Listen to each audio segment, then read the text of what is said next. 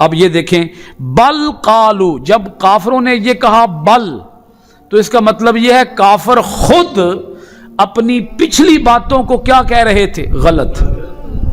پچھلی باتیں غلط ہو گئی. یعنی جو ہم نے کہا تھا کہ حضور ہماری طرح کے انسان ہیں، ہماری وہ بات بھی غلط ہے.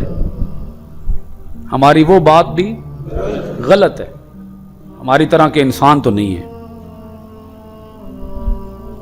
آج 15ویں صدی کا مولوی اگر وہ کہے کہ حضور ہماری طرح کے انسان ہیں، تو اس کا مطلب یہ ہے کہ وہ کافروں سے بھی بدتر ہے، کیونکہ کافروں نے بھی یہ بات کہہ کے خود کہہ دیا کہ ہماری یہ بات غلط ہے، حضور ہماری طرح کے انسان نہیں ہیں.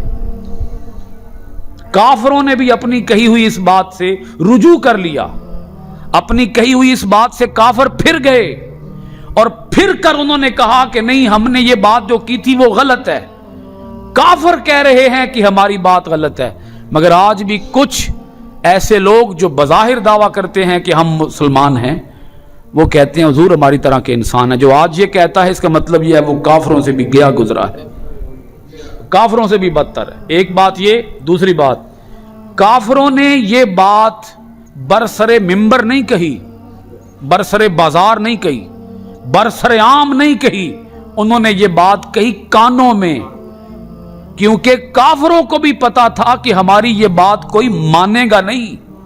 پبلک میں کھڑے ہو کر، بھرے بازار میں کھڑے ہو کر، کسی چوک چوراہے میں کھڑے ہو کر اگر ہم نے کہا کہ حضور ہماری طرح کے انسان ہیں، کون ہماری یہ بات مانے گا؟ لوگ تو آگے سے کہیں گے کہ جو پتھروں سے کلمہ پڑھا لیتا ہے وہ تمہاری طرح کا انسان کیسے ہو سکتا ہے؟ جو ڈوبے سورج کو واپس بلا لیتا ہے وہ تمہاری طرح کا انسان کیسے ہے؟ جو درختوں کو اپنی بارگاہ میں بلا لیتا ہے وہ تمہاری طرح کا انسان کیسے ہے؟ جو چاند کو 2 ٹکڑے کر کے دکھا دیتا ہے وہ تمہاری طرح کا انسان کیسے ہے؟ جو تمہاری کانوں میں کہی ہوئی باتوں کو اپنی زبان سے بیان کر دیتا ہے وہ تمہاری طرح کا انسان کیسے ہے؟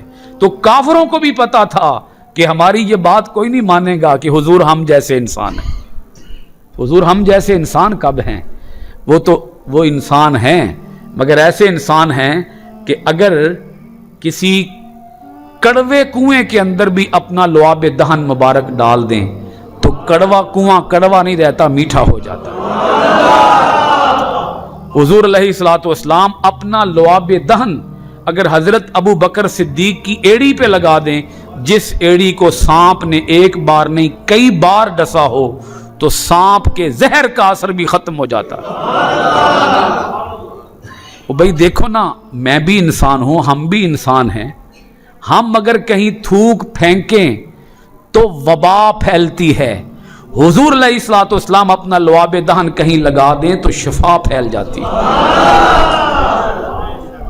یثرب تھا وہ، یثرب کا معنی بیماریوں کا گھر، مگر جب حضور علیہ الصلوۃ والسلام نے اس یثرب میں بیماریوں کے گھر میں قدم رکھ دیا تو اللہ نے اسے شفا کا شہر بنا دیا. حضور نے خود فرمایا غبار المدینہ شفاء، مدینے کی مٹی کے اندر بھی شفا ہے، مدینے کی گرد و غبار کے اندر بھی شفا ہے. تو حضور تو ہیں، تو حضور انسان ہی، مگر انسانوں کے اندر آپ کتنا ممتاز، اعلیٰ، افضل، برتر مقام رکھتے ہیں کہ انسانوں کے اندر کوئی انسان حضور کا ہم پلہ نہیں ہو سکتا، حضور کا ثانی نہیں ہو سکتا، حضور کا مقابلہ نہیں کر سکتا. ہم اگر ہمارے جسم سے پسینہ نکلے، پسینہ، تو وہ پسینہ بدبودار ہوتا ہے. میرے آپ کے جسم سے پسینہ نکلے، وہ پسینہ کیا ہوتا ہے؟ اس سے بدبو پھیلتی ہے، اس سے بیماریاں جنم لیتی ہیں، اس سے بیماریاں وبائیں پھیلتی ہیں. مگر نبی پاک علیہ الصلوۃ والسلام کے جسم مبارک پر اگر پسینہ آ جائے تو اس پسینے سے خوشبو پھیلتی ہے. حضور کے مبارک پسینے سے بولیے کیا پھیلتی ہے؟ خوشبو پھیلتی. ایک عورت حضور کی بارگاہ میں آئی، اس نے آ کر کہا حضور میری بیٹی کی شادی ہے، تو مجھے کوئی تحفہ عطا فرما دے۔ تو حضور علیہ الصلوۃ والسلام نے فرمایا جاؤ شیشی لے آؤ۔ وہ شیشی لے آئی تو حضور علیہ الصلوۃ والسلام نے اپنے ہی پسینہ مبارک کے کچھ قطرے اس شیشی میں ڈال دیے۔ اس مائی کے گھر میں جب تک وہ شیشی رہی، اس مائی کے گھر کا نام یہی تھا، خوشبوؤں والا گھر۔ اس مائی سے لوگ پوچھتے تھے اے مائی یہ عطر کہاں سے لائی ہے؟ وہ کہتی تھی یہ عطر نہیں ہے، یہ میرے سرکار کا پسینہ مبارک ہے، سرکار کا پسینہ مبارک ہے۔ وہ حضرت حلیمہ سعدیہ رضی اللہ تعالی عنہا وہ بیان کرتی ہیں کہ جب میرے گھر میں حضور نہیں آئے تھے تو میرے گھر میں چراغ میں ڈالنے کے لیے تیل بھی نہیں ہوتا تھا، میرے گھر میں تاریکی تھی، اندھیرا ہوا کرتا تھا، مگر جب میرے گھر میں حضور تشریف لے آئے تو میرے گھر کا نام پڑ گیا نور والا گھر، نور والا گھر۔ وہ مجھ سے مائیاں، بیبیاں، عورتیں قبیلے کی، محلے کی، آبادی کی آ کر پوچھتی نہیں حلیمہ تیرے گھر سے پہلے تو کبھی اندھیرا کبھی جاتا نہیں تھا، اب کبھی اندھیرا ہوتا نہیں ہے، ساری رات تیرے گھر سے چراغ کی نور کی شعائیں پھوٹتی ہیں، یہ شعائیں تیرے گھر سے کہاں سے آ گئیں؟ تو حضرت حلیمہ کہتی کوئی تیل تو میرے پاس ہے نہیں، چراغ تو میرے پاس ہے نہیں، مگر نور والا خود میرے گھر میں آ گیا۔ اللہ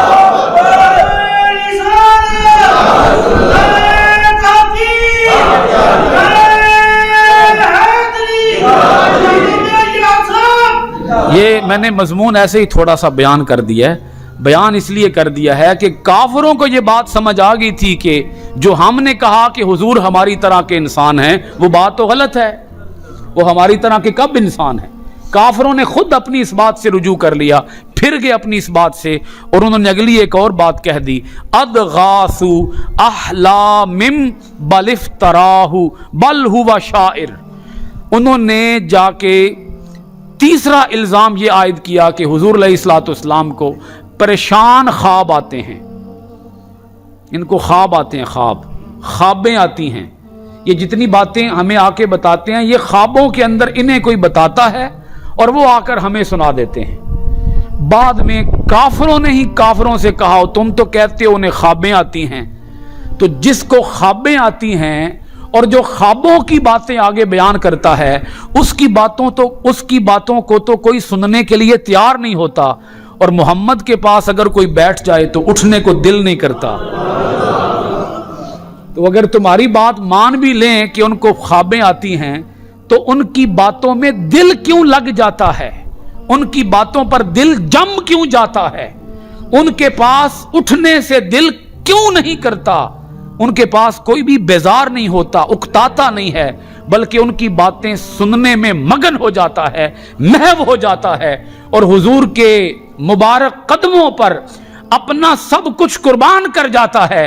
حضور کے قدموں پر صرف سر ہی نہیں رکھتا، دل بھی رکھ دیتا ہے، دل بھی رکھ دیتا ہے۔ یہ پھر کیسے ہوتا ہے اگر ان کو صرف خواب ہی آتے ہیں؟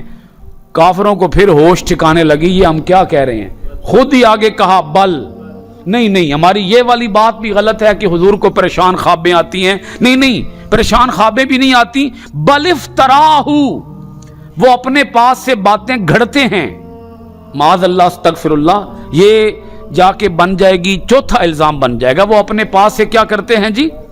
باتیں گھڑتے ہیں۔ پھر وہ یہی پوچھتے کافروں سے، او بھائی اگر وہ باتیں گھڑ لیتے ہیں تو تم بھی تو گھڑ سکتے ہو، تو تم بھی تو انسان ہی ہو، تو تم بھی تو پھر کوئی گھڑ کے سناؤ نا بات ایسی جیسی وہ سناتے ہیں، کوئی ان کا مقابلہ تو کرو۔ پھر کہتے بل ہوا شاعر، ہم نے جو کہا کہ وہ باتیں گھڑ لیتے ہیں وہ بات بھی غلط، صحیح بات یہ ہے کہ وہ شاعر ہیں جی، تان آ کے یہاں ٹوٹی کہ وہ شاعر ہیں، ان کی باتوں میں لوگوں کا دل اس لیے لگ جاتا ہے کہ وہ شاعر ہیں، وہ قافیہ کو جانتے ہیں، ردیف کو جانتے ہیں، شعر و شاعری کو جانتے ہیں، فصاحت و بلاغت کو جانتے ہیں۔ تو کافروں سے کہتے اگر وہ بھی شاعر ہیں تو شاعر تو تمہارے پاس بھی بڑے ہیں، تو لاؤ نہ کسی شاعر کو، ان کا مقابلہ تو کرے ذرا، شاعر کا مقابلہ تو شاعر کر سکتا ہے، تو پھر ان کا شاعروں کے اندر بھی کوئی مقابلہ کیوں نہیں کر سکتا؟ آخری الزام، چھٹا الزام کافروں نے یہ لگایا، نہیں یہ اس طرح کی ہمیں کوئی نشانی نہیں دکھاتے جس طرح کی نشانی پہلے رسولوں نے دکھائی۔ حضور نے بڑی بڑی نشانیاں دکھائیں، بڑے بڑے معجزات دکھائے، لیکن وہ ہے نا کہ جس نے نہیں ماننا ہوتا وہ کوئی نہ کوئی بہانہ ڈھونڈتا ہے۔ تو آخری بہانہ انہوں نے کیا ڈھونڈا کہ یہ ہمیں کوئی نشانی لا کے دکھا دیں تو ہم مان لیں گے۔